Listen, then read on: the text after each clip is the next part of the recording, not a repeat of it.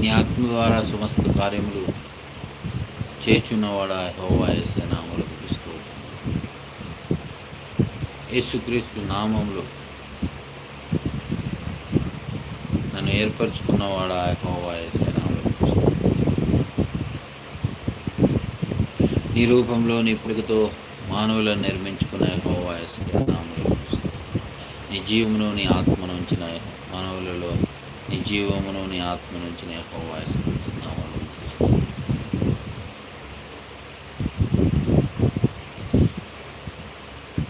క్షమించి ప్రేమించే దైవమా, కనికర సంపన్నుడవైన దైవమా,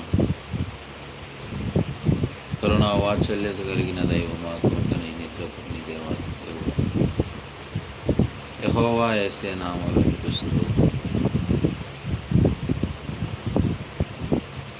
గొప్ప దేవ, చాలిన దేవ స్తోత్రములు. ఆశ్చర్యకరుడు, ఆలోచనకర్త, నిత్యుడు తండ్రి, సమాధానానికి కర్తగా అధిపతి యేసయ్య నామములో మీకు స్తోత్రములు నాయన.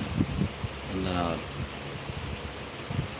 ధవలవర్ణుడా, రత్నవర్ణుడా, అతికాంక్షణీయుడా, మీకే స్తుతులు స్తోత్రములు. రెండవ రాకడ రానయున్న యేసయ్య మీకు స్తోత్రములు. కలువరి శిలువలో మరణములు విడిచిన యేసయ్య మీకు స్తోత్రములు.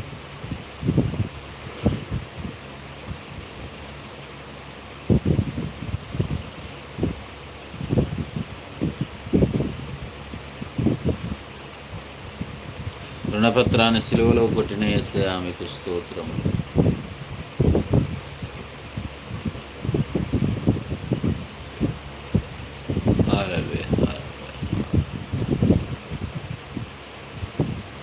క్షమించి ప్రేమించే దైవమా స్తోత్రములు. ఈ రాత్రి దినమున మీకే స్తుతులు స్తోత్రాలు కృతజ్ఞతలు వందనాలు చెల్లిస్తూ యేసయ్య నామములో మీకే సమస్త మహిమ ఘనత ప్రభావాలు ఆరోపిస్తున్నాను. హల్లెలూయా. పరిశుద్ధుడా, గొప్ప దేవా, మహాగణుడవైన యెహోవా, సర్వోన్నత స్థలములలో నిత్య నివాసువైన తండ్రి, యేసుక్రీస్తు ఘనమైన నామములో పరిశుద్ధమైన పాదాలు వందనాలు, స్తోత్రాలు, కృతజ్ఞతలు. దైవమా, ఈ రాత్రి దినమున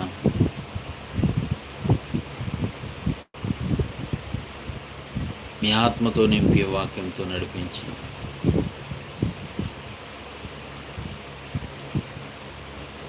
మీ నామానికి మహిమ తెచ్చుకున్నాయి.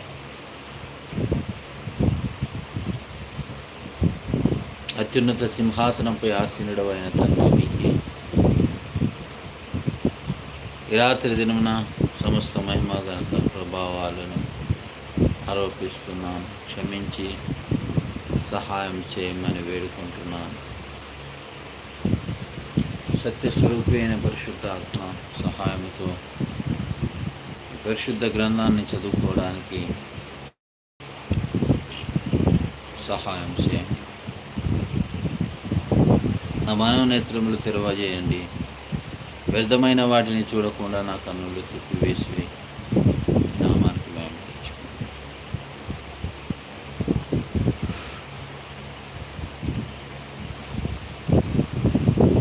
యేసుక్రీస్తు ఘనమైన బలమైన నామములో రాత్రి మరొకసారి మీ సన్నిధికి వస్తున్నాను. సహాయం చేయండి. ఆత్మతో సత్యముతో ఆరాధించవాలను ఆరాధించు కాలం వచ్చే ఉన్నది అని చెప్పిన దేవా యేసయ్య మీకు స్తోత్రాలు చెల్లిసి రాత్రి హృదయమును, తలంపులను, ఆలోచనలు మీ స్వాధీనం చేసుకుని మీ ఆత్మ నడిపింపుతో వాక్యాన్ని చదువుకోవడానికి కృపా సహాయము దయచేయమని యేసయ్య నామములో ప్రార్థిస్తున్నాను. హల్లెలూయా. స్తోత్రం. Praise the lord. అందరికీ శుభములు, వందనములు యేసుక్రీస్తు నామములో తెలియపరుస్తున్నాను. ఉదయకాల సమయంలో మరొకసారి దేవుని సన్నిధిలో మనము దేవాది దేవుడు ఇచ్చిన కృపను బట్టి, ఆయన ఇచ్చిన ఈ సమయాన్ని బట్టి వాక్యాన్ని చదువుకుందాం. వాక్యాన్ని చదువుకుంటూ మరి మనము వాక్య ధ్యానంలోకి